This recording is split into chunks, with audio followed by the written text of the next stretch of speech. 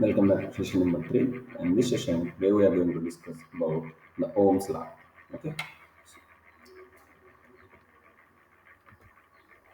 what is meant by Ohm's law? Ohm's law states that the relationship between the current carrying conductor and the potential difference across the ends of the conductor. So, George Simon Ohm is the scientist who discovered about the relationship between the quantities of electricity. You can see that the Ohm's law gives the relationship between two electric quantities. What are those two electric quantities names?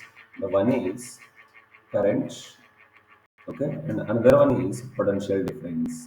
So the current carrying conductor, okay, when the current is flows through any conductor, the potential difference across these two terminals, like positive terminal and a negative terminal, is directly proportional. So current in a conductor is directly proportional to the voltage, that is potential difference across the conductor, is discovered by George Seaman Ohm. Okay. Now you can see that this is a battery which is connected to the conductor with the negative terminal and positive terminal of the battery, and then the bulb is connected here. We call it as a resistor here. When the charge is flows from positive terminal to negative terminal, that is the current flows. Okay, you can see the brightness of the bulb, and instead of one battery, one cell will connect two cells now. Okay, now look at the brightness of the bulb. You can see that brightness is increased up to here. Is it right? Now let me connect, instead of two cells, let me connect three cells of the batteries. You can see that brightness is increased up to here. Is it right? As we can observe that the potential difference across the two terminals, like negative terminal and as well as positive terminal, is increasing. The flow of charge is also increasing, and with the help of that, what we can say, the brightness is also has been increased here. It means the flow of charge increases, the brightness of the bulb also gets increases due to the charge. Is it right? Ohm's law states that the current I that is flowing through a metallic conductor is directly proportional to the potential difference, that is V, across its ends, provided its temperature remains the same. So here the temperature of the conductor should be remains same only, and length of the conductor, area of cross section, temperature, and material remains constant. Here, what we are keeping constant, the type of material. If you are considering the aluminium, it should be aluminium only every time. Okay, if you are considering copper, it should be copper only. If you are considering iron, you have to maintain the same only, like that. So we are not supposed to change the material. So material should be same, constant only. So here remains constant in every experiment. And then temperature. If, for example, if it is at room temperature around 27 degrees Celsius, we have to maintain the same temperature. But we should not keep like a very high temperature material. Like first time which is at room temperature, and second time which is very high temperature, like 45 degrees, 60 degrees, 80 degrees, like that. Because what happens, as the temperature increases, the resistance of the conductor increases, then the flow of charge may decrease. Is it right? So we have to maintain that the properties of the conductor, on which the resistance are depends. We have to maintain the constant. So temperature also we have to maintain constant. And then area of cross section. Area of cross section in the sense, initially if we use a thickness of this much, then we have to the same thickness throughout the experiment. Okay. So if we change the thickness, what happens if the increases the thickness of the conductor gets increases, the flow of charge increases, right? So there may be a different readings getting. We have the chance to get the different readings here as well. Is it right? So we should not change the cross section also. We have to maintain the cross section constant. Is it right? And what about the length? Length also we have to maintain the same. Is it right? Length also of the conductor is maintains constant only. If we use 1 meter length first, and after that if we use second 2 meters, then the resistance of the conductor may increase. So based on that, the flow of charge gets decreased. Then we won't get the constant reading like that. V is directly proportional to I. Is it right? So here To get the directly proportional, we have to maintain these four factors constant. Okay, for any experiment to find the relationship between potential difference across the terminal of the conductor and as well as flow of charge. So Ohm's law states us what? Current carrying conductor, current in a conductor is directly proportional to the voltage. Okay, I is directly proportional to V or V is directly proportional to I. Is it right? So if you set this I on the left hand side, V by I is equal to a constant. That constant is nothing but a resistance of the conductor. Okay, what is that constant? A resistance of the conductor. Okay, keep it in mind. V is equal to IR formula. V is equal to, basically, V is directly proportional to I. If you remove this proportionality condition, then V is equal to I into R. So this R is nothing but proportionality constant. Is it clear? So hence V is equal to IR, we can say. This is known as Ohm's law. This is known as what we call Ohm's law. Resistance. What is the resistance? You can see that the conductor which is having the atoms and then the center molecules. You can see that the free electrons are there, which are in black color. When they are not connected to a battery, there will be the random motion of the particles. And when they connected to a battery, you can see the steady motion of the particles. When the atoms are more, the resistance is more. If the number of atoms increases, these are the atoms and these are the free electrons. Okay, these are the atoms. If the atoms are less, the electrons can move freely. If the atoms are more, the electrons won't move that much freely. Is it right? Because if the number of atoms are more, there will be a more traffic in the conductor. So due to the more traffic, what we can say, the resistance will be more. Is it right? If the number of atoms are less, the resistance will be less and the electrons will move freely. That, so whenever the atoms are more, it means that what we can say traffic is more. It means resistance is more. Automatically, the flow of charge gets less. Is it right? So current is less. When atoms are less, resistance is less. If the resistance is less, current flows more. Okay, keep it in mind. Atoms and resistance, then current. Because V is equal to IR. Okay, if I increases, R decreases. If I decreases, R increases. Okay, keep it in mind. And if I increases, R decreases.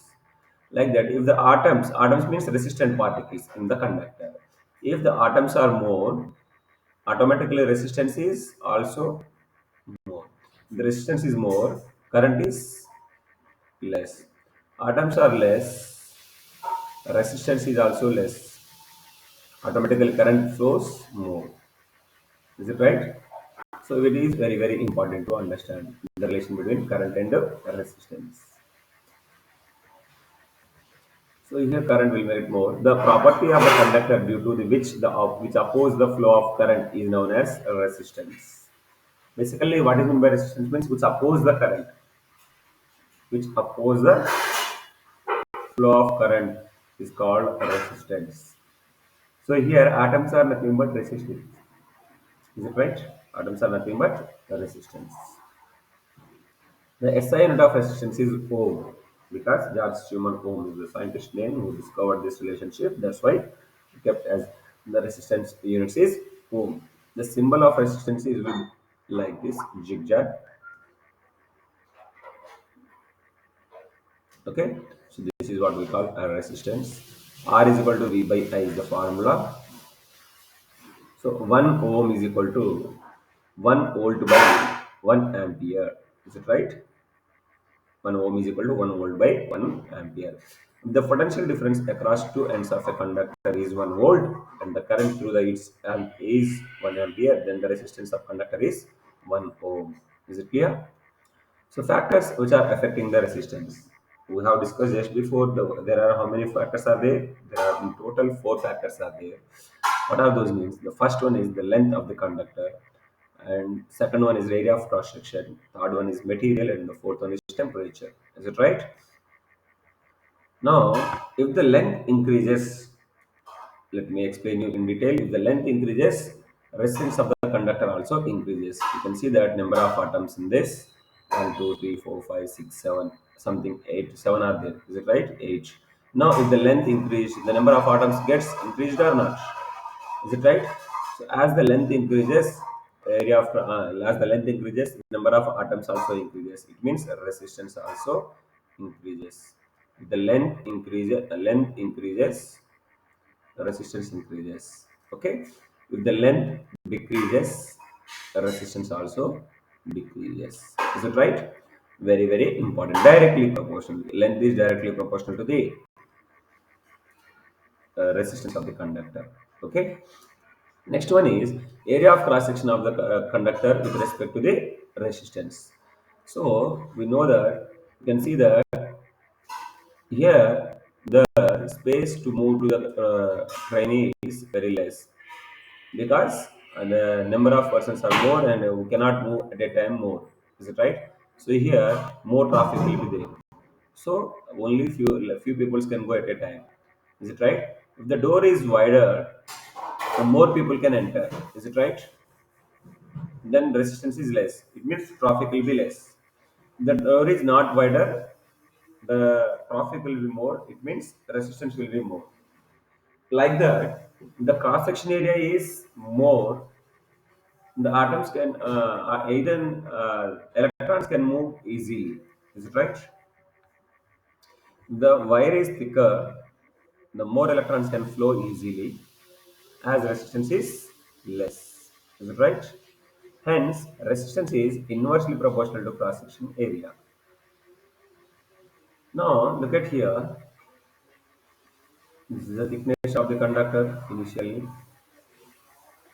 that is cross section area, and this is the later we increase the cross section area. Length will be same, we will consider. Okay, same length.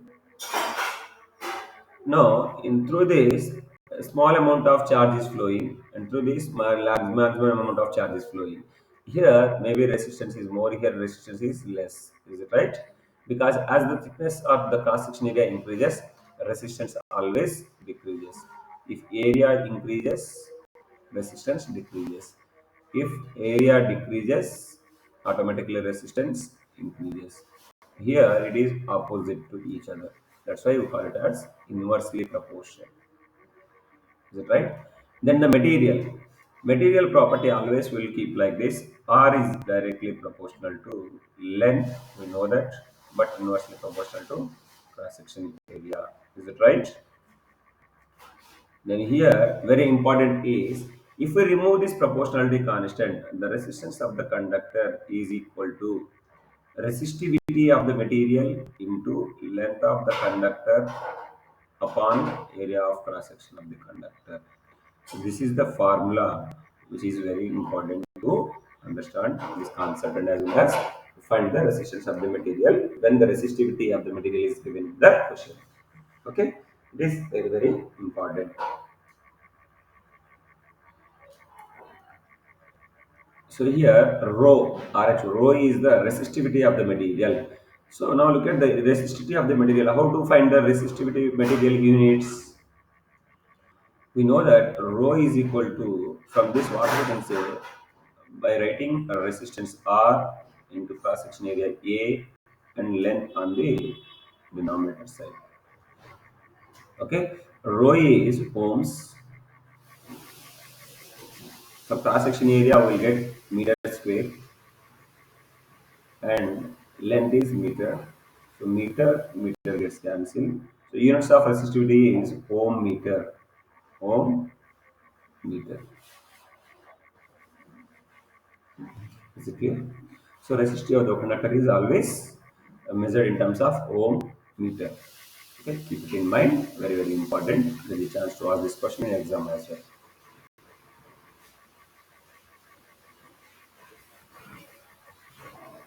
So the SI unit of resistivity is ohm meter.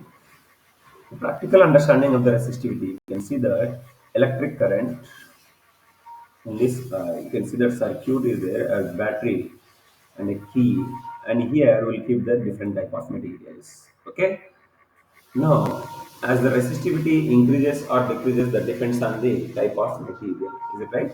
So we can say that the type of material having the different type of resistivity value.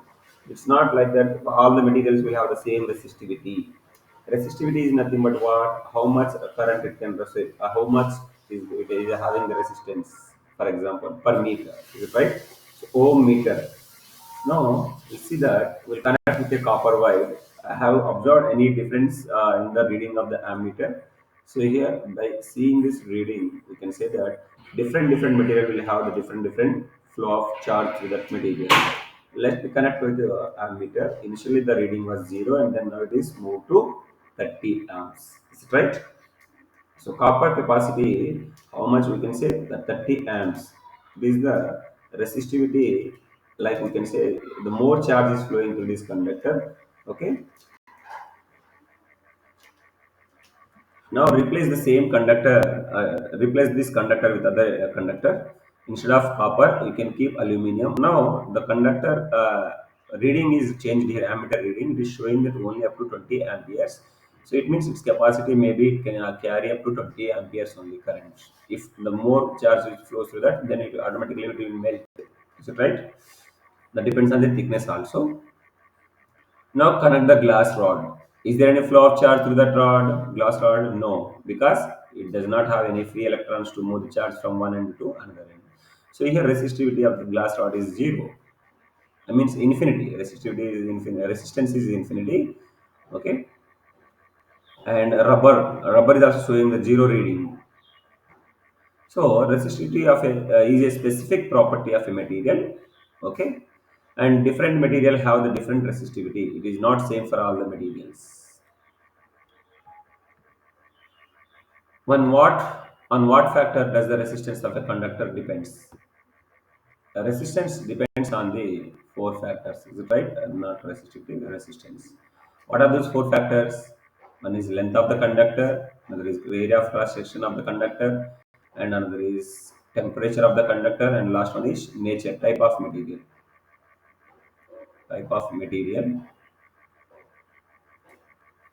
temperature, area of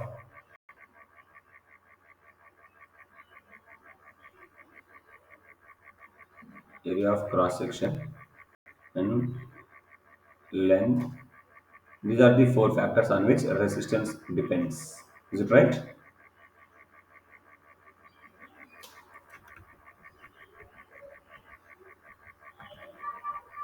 How does the resistance of a wire changes when its length is tripled? See, we know that resistance is directly proportional to length. Okay. How does the resistance of a wire changes when its length is tripled? So initially R1 is directly proportional R1 and length is L1.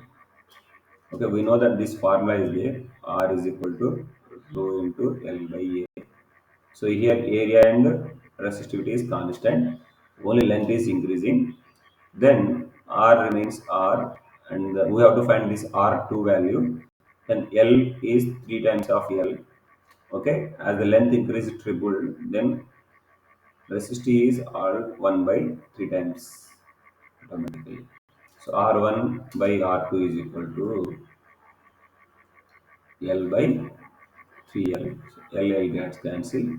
So resistivity ratio is 3 is to 1 or 1 is to 3 here. Okay.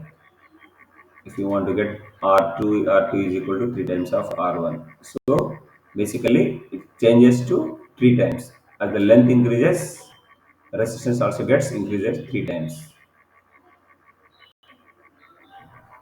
Triple. Resistance also triple. And second question is its diameter is triple. Diameter triple means D. Is it right? So we know that R is inversely proportional to 1 by A. Area is pi D square by 4. Is it right? Or pi R square. Okay, both are same here. Diameter is given. Is triple. Diameter is 3D. Okay. Now R is equal to 1 by pi into 3d whole square by 4. Okay, so here we can replace it as 1 by pi into this is 3 square is nothing but 9. 9 pi d square by 4. D square by 4 is nothing but a only. So 1 by 9a. So here resistance is 1 by 9 times decreases. 9 times gets decreases if the diameter is tripled. Okay, and its material is changed to one whose resistivity is 3 times. So if the material is changes and the resistivity is 3 times, then automatically what happens? R is equal to rho into L by A, whose resistivity is 3 times. Okay, R is directly proportional to resistivity. Resistance also here it's 3 times.